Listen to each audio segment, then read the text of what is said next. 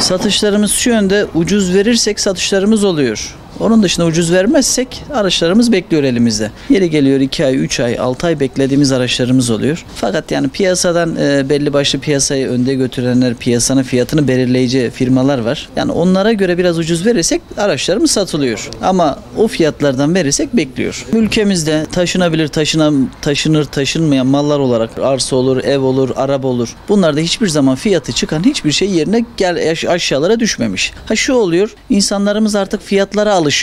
Fiyatlara alıştığı zaman artık ister istemez ya ihtiyaç, zaten her araba her evin ihtiyacı hale geldi. Mecburen fiyata alıştıkları için bir üst model değil de bir alt model alalım diyorlar. Ülkemizde zaten benzin fiyatları da zaten aldı başını, yakıt fiyatları aldı başını gitti.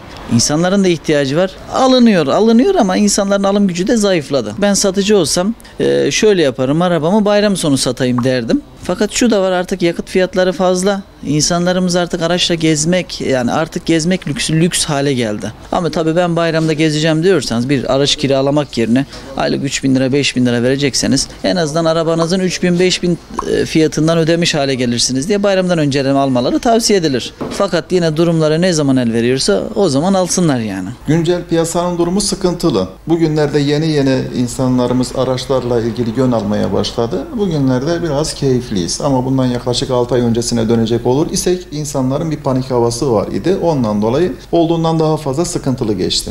Araç piyasası düşeceğini ben düşünmüyorum ki, hatta millet de böyle bir yanılgıya düşmesin.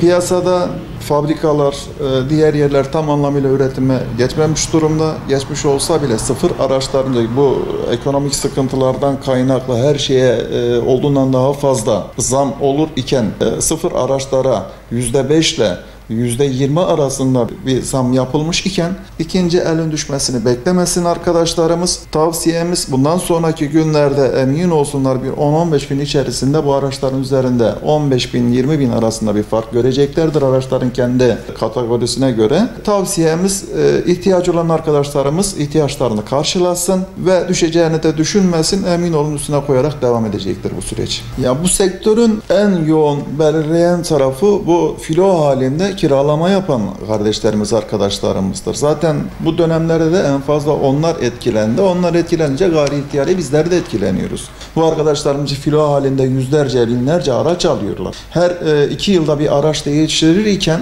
son dönemlerde çip krizinden kaynaklı, genel sıkıntılardan kaynaklı bu arkadaşlarımız 4 yıldan beri araç değiştiremiyorlar.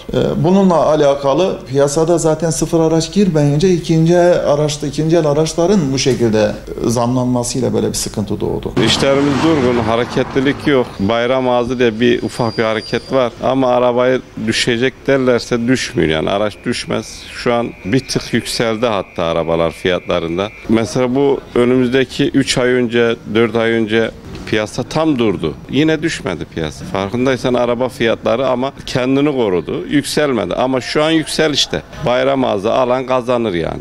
Yükselmesinin sebebi artık arabaların tam çıkmaması, sıfır arabaların tam üretmemesi, çip sorunu. Bir de maliyet yüksek. Üretimde maliyet yüksek. Yani bir arabanın fiyatı şu an sıfır araba 600 liradan aşağı yok. Milletin de alım gücü yok. Almak isteyen varsa arabasını alsın. Çünkü bayramdan sonra bir tık daha yükselecek. Şu an için güncel olarak araba piyasasının durumu %70 civarında bir hareket var. Bayrama yakın bir hareketlenme olacak. Nedenini söylesem, hem bayilerde araç kısıtlama olayı vardır. Üretim az. Hem gittikçe paranın değeri ölüyor. Yani araç almasını tavsiye ediyorum.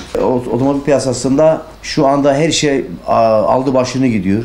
Parçalarda yükseliş, tamircilikte yükseliş, her şeyde yükseliş olduğu için fiyatların altına düşeni hiç beklemiyorum.